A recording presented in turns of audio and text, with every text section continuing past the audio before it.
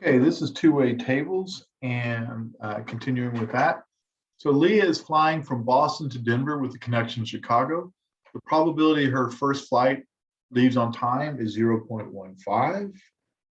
If the flight is on time, the probability their luggage will make the connecting flight is 0.95. But if the flight is delayed, the probability the luggage will make it is only 0.65. Okay, so I have three numbers, and if I have three numbers, there's a good chance that this can be solved by using a table. Doesn't mean we necessarily have to, but it's probably a good idea to look at the table and determine whether or not how to approach this. And to do that, we need to determine what our two variables are. And in this case, we have flight, whether it's on time or not, and luggage, whether it shows up with her or not. So we have two variables. So then we need to go back to our numbers and determine which number, and this is probably the most challenging part. We have to determine which number is associated with only one variable. Well, it turns out the probability her first flight leaves on time is 0.15 is that number, and it's only associated with flight. It's not associated with the luggage. Whereas when we look at the 0.95 is associated with flight on time and with luggage, and the 0.65 is also associated with the flight being delayed and with luggage. So both of those, the 0.65 and 0.95 are two variables, whereas the 0.15 is only leaving on time. Once we've established that variable, it always, every single time, needs to go in this bottom left-hand corner, 0.15. Once I have that, I also know that this one has to be 1 minus the 0.15, so that makes it the 0.85. So we now know that this one, the 0.15 is flight on time. This will be flight delayed, then luggage, and then no luggage. So I'm going to take these numbers and I'm going to write them small because I'll use them in a moment.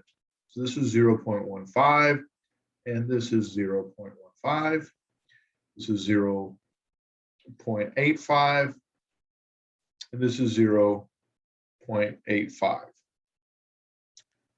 Okay, so once I've done that, I gotta go back to the problem, and it says if the flight is on time, so I'm looking at the on time column, what is the probability her luggage will make it is 0.95. So luggage with her is 0.95, so this is gonna be a 0.95 right here. And this is going to be 1 minus that, which is just 0.05. So we're taking care of that. And then the next one, it says if the flight is delayed, so we're looking at the delay column. So we're looking here, the luggage will make it. So luggage with her is going right here. So this is going to be the 0.65. Now, if the luggage didn't make it, we'd have to start here. Well, 1 minus 0.65 is 0.35. When I go ahead and multiply those numbers out, I end up getting 0.1425 and 0.5525, 0.0075, and then 0.2975. So that's 0.695 and 0.305. Please remember that this column, this plus this will equal this, and this plus this equals this.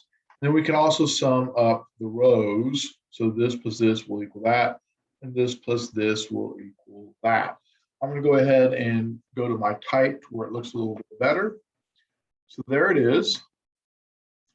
And the question is, what's the probability her luggage will arrive with her? Well, luggage with her is 0.695, so we can get the answer fairly easily from the table. Now, if we wanted the probability the flight was on time and the luggage was with her, we'd get it from right at this point. Okay? All right, so that's not the only way to set up a problem like this. We can also set it up using a tree diagram. So I personally think the tree diagram is a little bit more challenging, but I always have some students that this works better for. It's a small percentage, but nonetheless, some it seems to work better for. So we'll make a tree diagram for the same information. All right, so on that tree diagram, we need to show, okay, Our problem says 15% of the time, the flight is on time. So I need to start off with that part right here.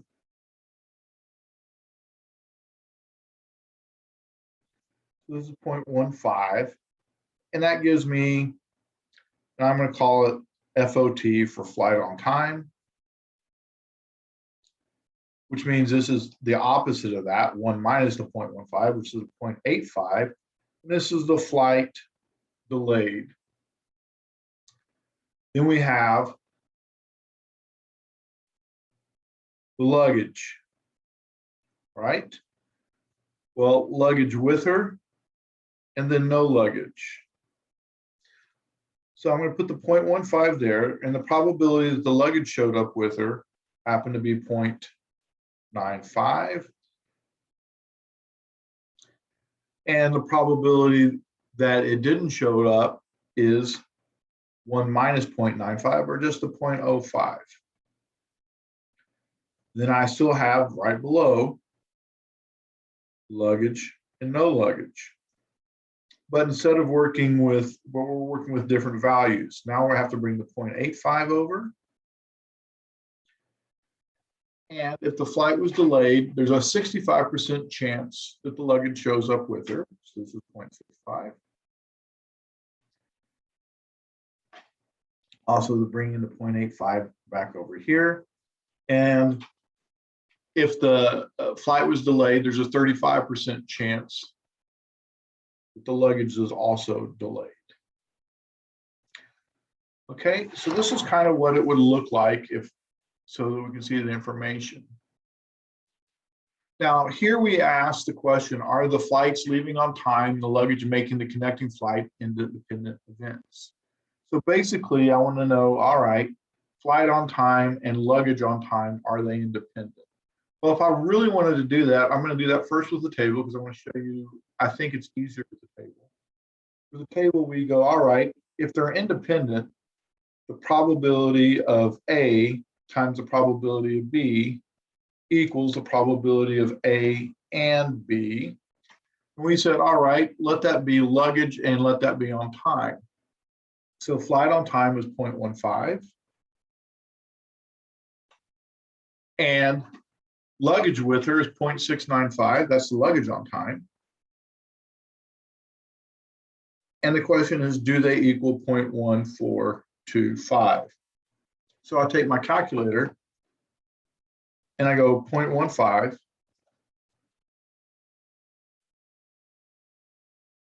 times, 0.15 times the 0.695, and I end up getting 0.1045 or 1425, and that does not equal 0.14.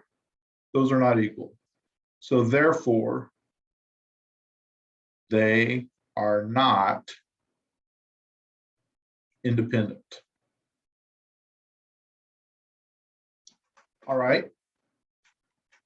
And as basically said, we said that, hey, this is the luggage, this is the flight. So we said this was A, we said this is B, and they had to equal our intersection here. All right, and since they did not equal that intersection, not independent. All right, so the same situation is over here. And we want to see, all right, luggage with her. Well, luggage with her happens to be in a couple different locations.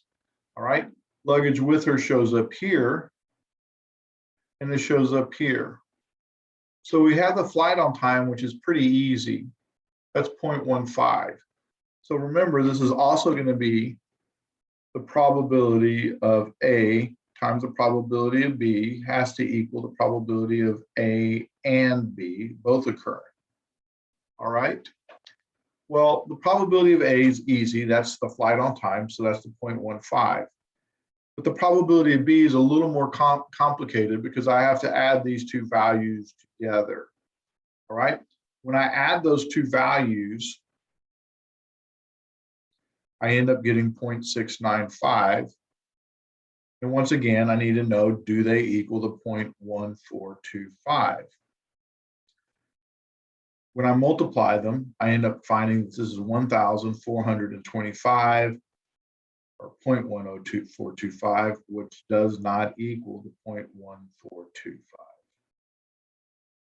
Therefore, they're not independent. But once again, I find this a little more difficult because I had to add the values before I could multiply, because this is luggage on time and this is luggage on time. And if I don't have it labeled out, it's pretty difficult to see. For over here, pretty easy to see. So this is one of the reasons why I prefer the table over the tree diagram. However, you're welcome to use either, but I find that most people do better with the table than with the tree diagram. All righty, thank you.